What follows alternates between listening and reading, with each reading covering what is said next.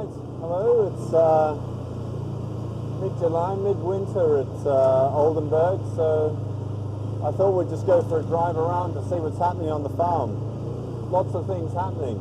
Actually, first thing, we're doing a little bit of bottling in here. Nick's putting the Syrah, the Stonax, into some bottles, and we've got a bottling plant that comes to the farm to do the bottling. So they're getting on with that. We'll go up into the vineyards it's a spectacular day. So let's get up into the vineyards and take a look around.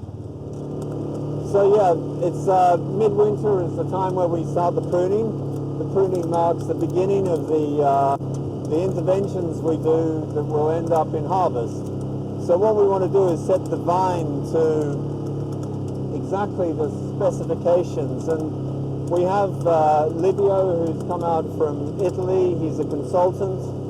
He works with us to put in a new method which we started last year, which allows the vine to stop having dead wood, if you like.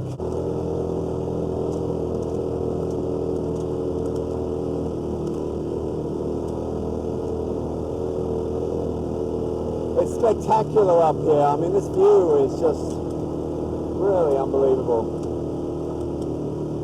You sort of almost feel like you're driving into the mountains. We're standing next to the Syrah vineyard. It's one of the components that goes into our Stonax, Rondekop Stonax Syrah. Nick's actually been working on Stonax this week. He's taking the various components from barrels and blending together the final assemblage of Stonax Syrah.